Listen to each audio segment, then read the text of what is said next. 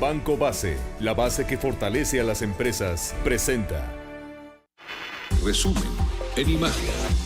El gobierno federal no tolerará el uso electoral de programas sociales, dice Enrique Peña Nieto cuando aclara su postura sobre las denuncias de la oposición a su PRI, en ese sentido, que pusieron en riesgo, de hecho, cuestionaron al Pacto por México, mediante el cual se tratan de impulsar cambios estructurales que promueve su administración.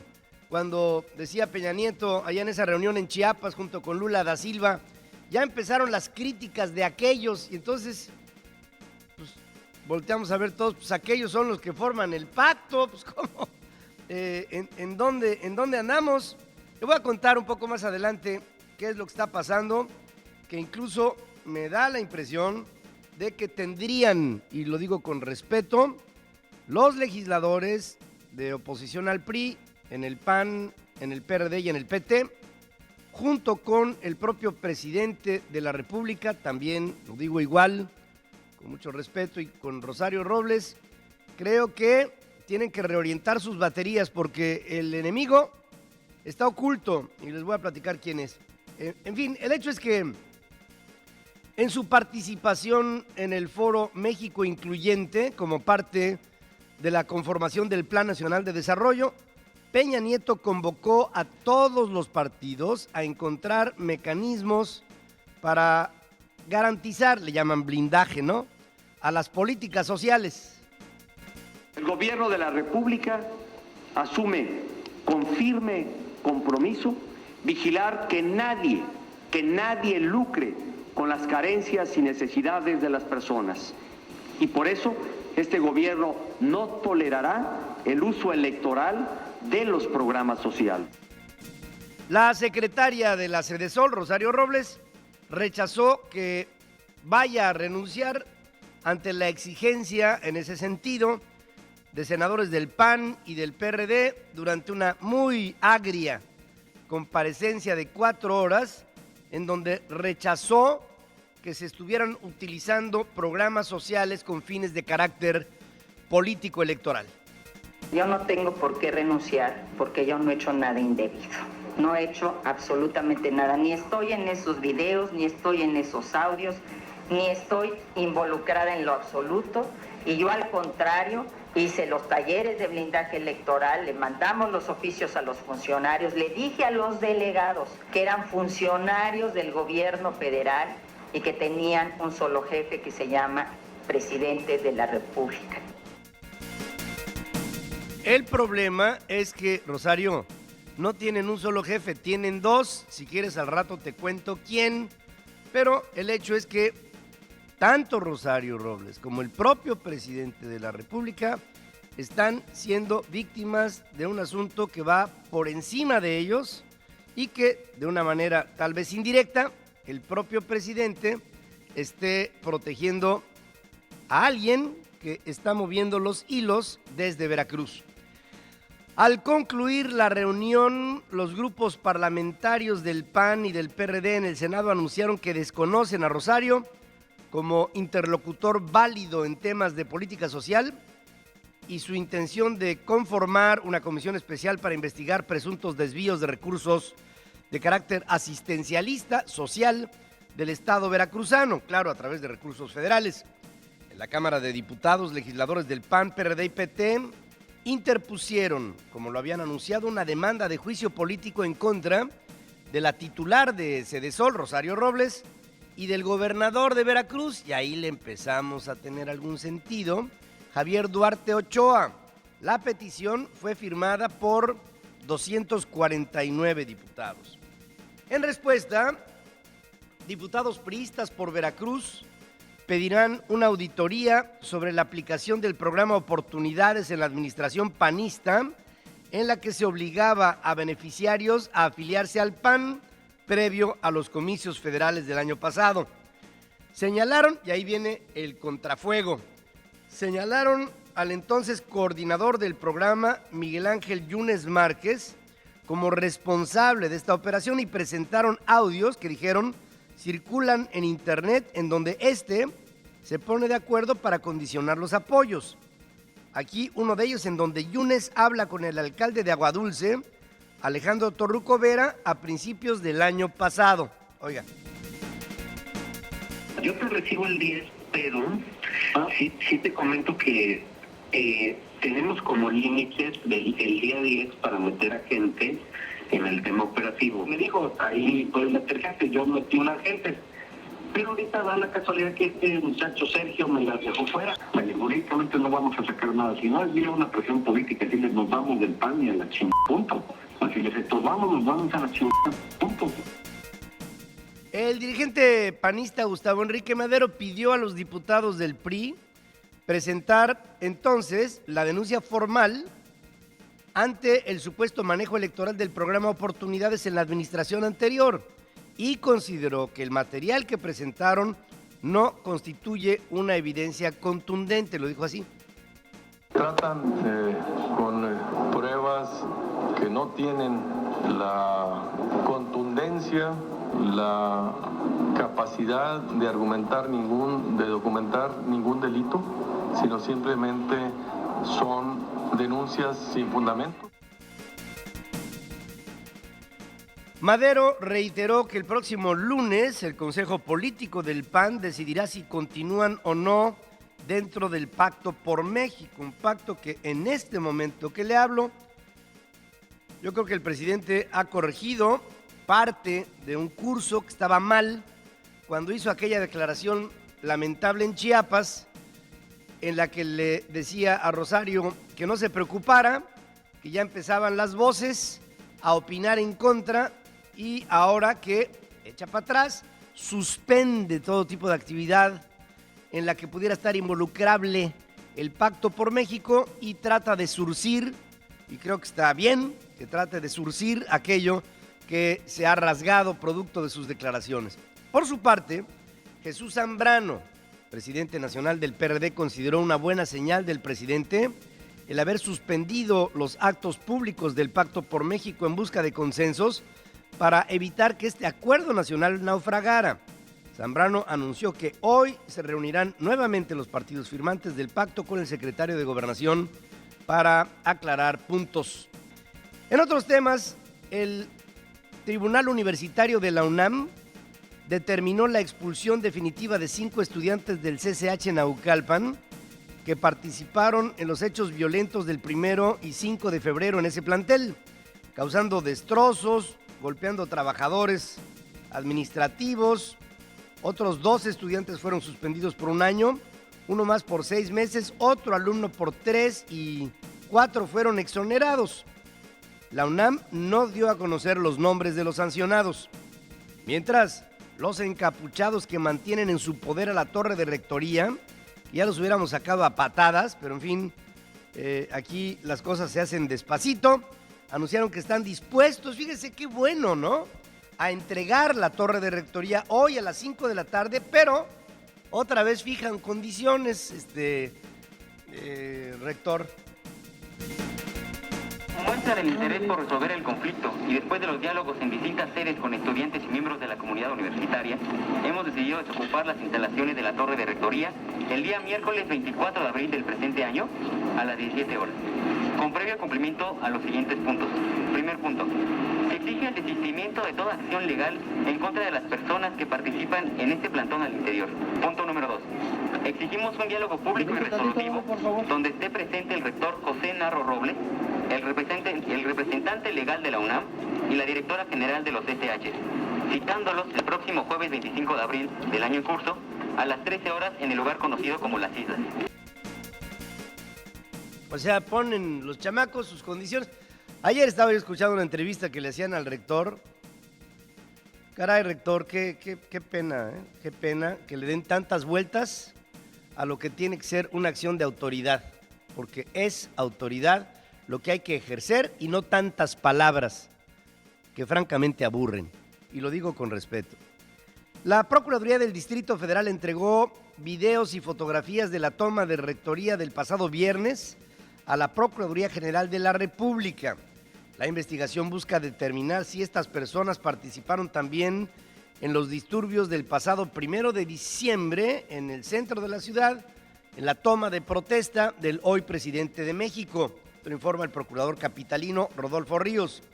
Esto luego de que un diario de circulación nacional identificó al joven Uriel Sandoval, estudiante de la Universidad Autónoma de la Ciudad de México, quien perdió un ojo durante los disturbios del 1 de diciembre como uno de los ocupantes de la torre de rectoría. Este joven se encuentra bajo proceso en libertad, luego que la Asamblea Legislativa cambió la ley para que el delito de ataque en pandilla en contra de la paz pública fuera considerado no grave. Y otra vez, nadando por encima de la ley, porque dice el secretario de Gobernación que nada por encima de la ley, pues hay que nadar, y todos están nadando por encima de ella. El comisionado nacional de seguridad, Manuel Mondragón, señala que la Policía Federal está preparada para actuar si así lo determinan las autoridades a petición de la Universidad Nacional. Y le insisto, como también el caso de la toma de la autopista del Sol, Mondragón en 3 minutos desaloja. Puede desalojar a la autopista del Sol o puede desalojar a la rectoría. Lo que faltan son... Nosotros vamos a hacer estrictamente lo que nos digan nuestras autoridades de la Procuraduría General de la República. No tenemos nosotros acciones directas y decisiones directas en este sentido. De tal manera que vamos a llamar que somos un instrumento en el momento en el que se hubiera que actuar. Haríamos lo que nos digan ellos y no haríamos lo que no nos señalen. O sea, Mondragón es un almirante de la Armada, es un hombre disciplinado que dice, yo obedezco, y me dicen que desaloje y desalojo. Obviamente tiene que haber otros en el sector político que son los que tendrían que hacer que la ley se aplique. Y claro, en el caso de la universidad, como es autónoma, pues entonces es el rector el que después de mucho rollo tendrá que decidir qué hace con unos muchachos encapuchados, que yo realmente, como están encapuchados, le voy a decir una verdad de perogrullo, si están encapuchados no les he visto la cara, y si no les he visto la cara, por el solo hecho de su anonimato, se convierten en enemigos de la República. Porque ¿sabe qué? No sé si a ellos, a mí me enseñaron desde niño que si yo hago algo, soy responsable. Pero encapucharse es un acto de cobardía y de traición. En Guerrero, el Congreso del Estado, en sesión extraordinaria que trasladó al puerto de Acapulco, aprobó el dictamen de la reforma a la Ley General de Educación, en el que se dejaron de lado las propuestas de la disidente Coordinadora Estatal de Trabajadores de la Educación, tales como la creación del Instituto de Evaluación Estatal, controlado por ellos, o sea, ellos se calificarían, y las plazas automáticas para los normalistas, ellos se querían garantizar chamba, quienes tendrán que someterse a examen de oposición por una plaza, es decir, tendrán primero que probar sus conocimientos. Los diputados del PAN, PRI, Verde y Nueva Alianza coinciden en que no se puede aprobar una ley que resulte contraria a la Constitución Federal. Los maestros de la CETEG analizaron durante la noche en asamblea las acciones a tomar en los próximos días, pero, le digo de entrada, se anticipan movilizaciones y bloqueos. Mientras tanto, 2 policías ministeriales de Guerrero acusados de la muerte de 2 normalistas de Ayotzinapa, allá el pasado diciembre del 2011, salieron libres, tras obtener un amparo federal luego de que el juez consideró insuficientes las pruebas en su contra. Por su lado, el gobierno del estado y la Unión de Pueblos y Organizaciones de Guerrero firmaron un convenio para iniciar el proceso de regularización de los grupos de autodefensa, ahora denominados Sistema de Seguridad Ciudadana, así les llaman. El acuerdo fue firmado por el gobernador Ángel Eladio Aguirre y el líder de la Unión de Pueblos y Organizaciones del Estado de Guerrero, Bruno Plácido, quien le da su interpretación al asunto. Escuche usted ambos. Mire, es lo malo de que el gobernador no tiene la menor idea de lo que está haciendo, y lo digo también con profunda preocupación, no tiene la menor idea de lo que está haciendo cuando le da un estatus legal a una organización clandestina. Trata de una expresión de ciudadanos que nació a la luz de una serie de problemas que se venían presentando en materia de inseguridad, quienes de manera honorífica formaron parte de estos cuerpos que a partir de la firma de este convenio habrán de encaminarse a una participación dentro del marco de la ley. Que el convenio solamente lo estamos firmando para transparentar que no hay detrás de nosotros ninguna mano oscura y ninguna mano que mece la cuna, ningún político que esté en esa parte, ni tampoco el convenio estipula que nos va a mandar el gobierno, solamente es de transparencia y de respeto a que nosotros no utilicemos la policía que vengan armados a una marcha política, solamente la policía va a estar para resguardar a todos los ciudadanos que viven en esa zona. Lo que está diciendo el señor gobernador es, estas personas que saben que yo no puedo defenderlos, se van a defender solas y nosotros... No, óyeme, es que aparte de incapaces, lo dicen y nadie se da cuenta, nadie, aquí no pasa nada. Por el contrario, en Michoacán, el gobierno anunció la disolución de otros 2 grupos de guardias comunitarias. O sea, lo que oficializa el gobernador de Guerrero, lo proscribe el gobierno de Michoacán. Estas guardias comunitarias, cuerda, operaban en las comunidades de San Juan Nuevo, municipio de Uruapan, y Cherato, perteneciente al Ayuntamiento de Los Reyes, donde se han instalado bases de operaciones mixtas de autoridades estatales y federales que han reasumido totalmente las tareas de seguridad. El juzgado cuarto de distrito de amparo en materia penal admite a trámite la solicitud de amparo interpuesto por la defensa de la exdirigente magisterial Elba Ester Gordillo en contra de su formal prisión por los delitos de lavado de dinero y de delincuencia organizada.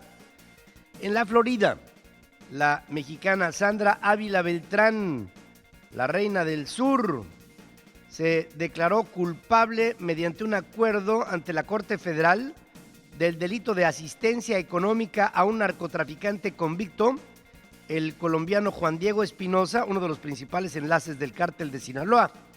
Con este acuerdo, la llamada Reina del Pacífico, de ahí viene la novela y luego película de La Reina del Sur, podría quedar libre cuando el juez dé a conocer su sentencia el próximo 25 de julio.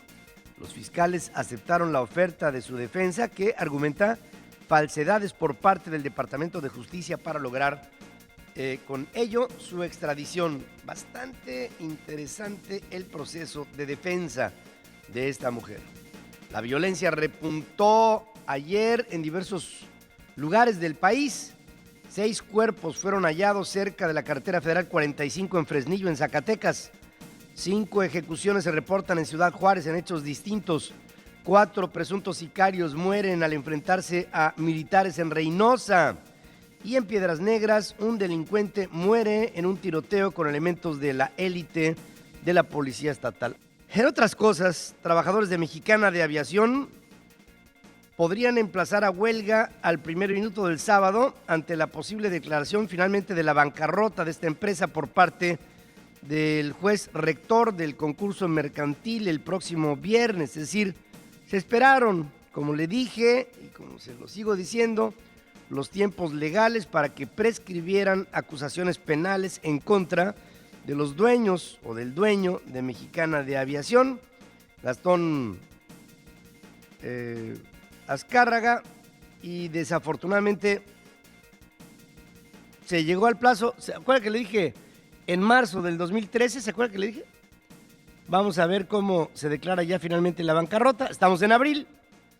Obviamente habría que ver pasado el mes de marzo, ya lo pasamos, y como consecuencia veremos la quiebra de Mexicana, el líder de los y todo este cuento de que la tenedora, quién sabe, K y Epquis y Z y todo, no servían para nada. eran cortinas de humo, como se lo dije cada vez de que anunciábamos una noticia en ese sentido. El líder de los sobrecargos, Ricardo del Valle, dice que la huelga, si bien suena irracional, es un recurso jurídico para proteger los activos que aún tiene la compañía. Hoy marcharán de lo que era la Torre de Mexicana a la Secretaría de Comunicaciones y Transportes en Xola para exigir el pago de salarios caídos y prestaciones no devengadas.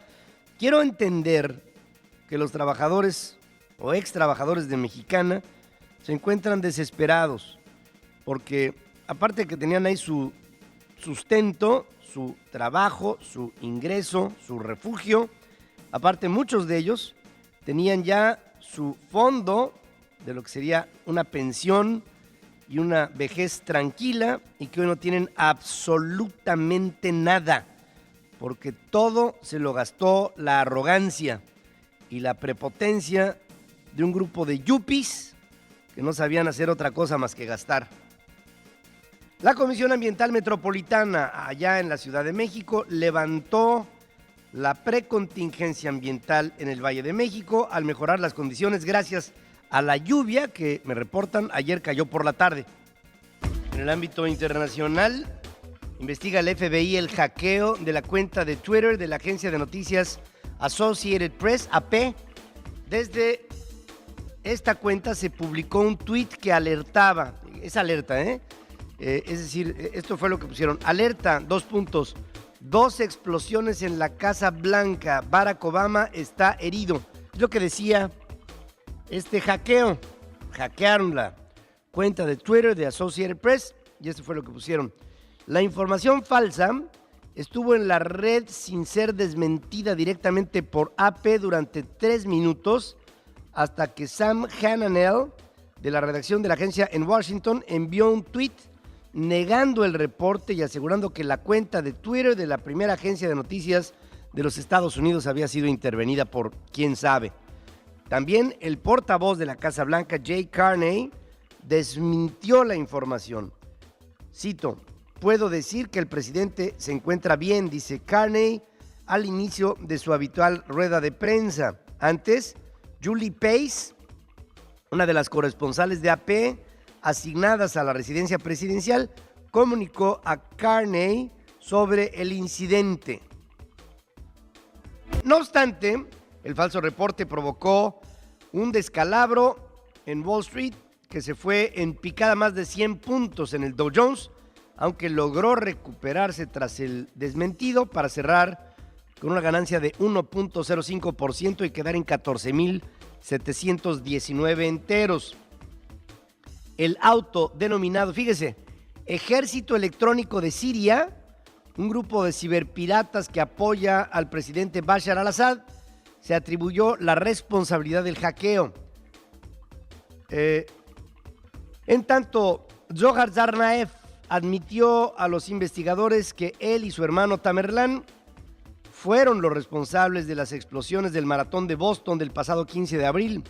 Según el diario The Boston Globe, las que cita fuentes oficiales, los hermanos Tsarnaev habrían actuado por motivos religiosos, pero no parecen estar relacionados con ninguna organización islámica terrorista, es decir, no hay una presunta liga con algún grupo, o sea, fue un homegrown attack, o sea, fue un ataque terrorista hecho en casa.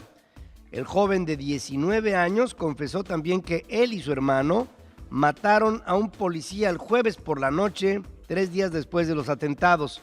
Zohar hizo su declaración inicial en su habitación del hospital Bet Israel, donde se reporta su estado de salud como estable. Estados Unidos buscará identificar conductas tempranas para evitar actos como el atentado de la semana anterior en Boston, señaló la secretaria de Seguridad Interna Janet Napolitano al comparecer ante un comité del Senado.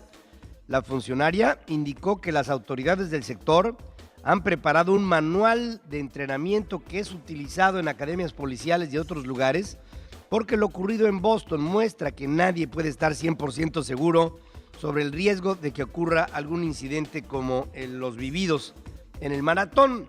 Autoridades de los Estados Unidos retiraron los cargos en contra de Paul Kevin Curtis acusado de enviar cartas con una sustancia potencialmente mortal al presidente Barack Obama y al senador republicano Roger Wicker, así como a un juez estatal.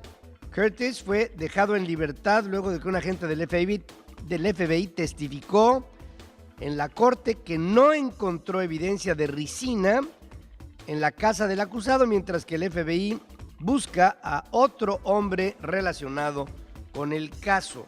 Admiten el error.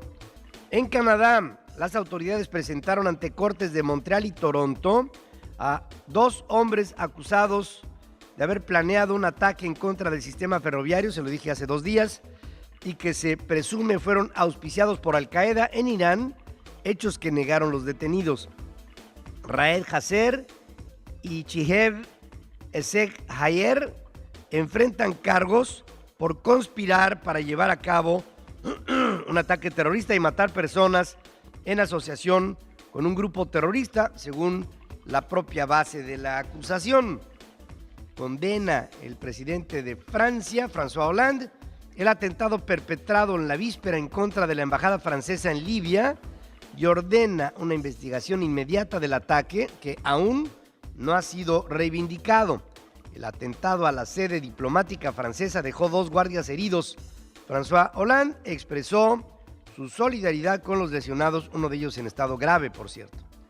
Estados Unidos negó que esté estudiando sanciones contra Venezuela tras las elecciones en ese país, cuyos resultados Washington sigue sin reconocer. El lunes, el canciller venezolano Elías Jagua amenazó a Washington con medidas en el orden comercial, energético, económico y político, después que la encargada para América Latina del Departamento de Estado, Roberta Jacobson, insistiera en la necesidad de que se llevara a cabo un recuento de votos en esas elecciones. En tanto, el presidente de Venezuela, Nicolás Maduro, designó como encargado de negocios en Estados Unidos al diputado Calixto Ortega, ofreciendo incrementar el diálogo con varios sectores de ese país, luego de acusar a Washington de injerencista. Por su parte, Maduro anunció que a través de un gobierno de calle, así dijo, se hará una rectificación a fondo de la revolución bolivariana para propiciar su impulso durante el mandato que tendrá este hombre del 2013 al 2019. Un hombre que no tiene capacidad mental ni educativa, gobernará a Venezuela por todo ese tiempo. El presidente del gobierno español, Mariano Rajoy, estudia la probabilidad de adoptar nuevos recortes al gasto público, aunque serán menos intensos que los del año pasado. Rajoy descartó que haya más aumentos de impuestos en el paquete de ajustes económicos que este viernes aprobará el Consejo de Ministros. No hay impuestos el viernes, dijo Rajoy antes de una esperada sesión de su Consejo de Ministros de finales de esta semana, en donde se prevé se aprueben nuevas previsiones económicas para este año y el próximo, además de nuevas reformas económicas y también ajustes al presupuesto. Un sismo, otro, de magnitud 6.2 Richter sacude el este de Afganistán y el norte de Pakistán, otra vez, sin que haya informes inmediatos de daños o víctimas. Según el Centro de Geofísica de los Estados Unidos, el sismo fue de magnitud 5.7. El temblor, cuyo epicentro se situó a 70 kilómetros de profundidad y a solo 25 de Jalalabad, una ciudad del sureste de Afganistán, se sintió en algunas otras metrópolis de la India y de países del Golfo.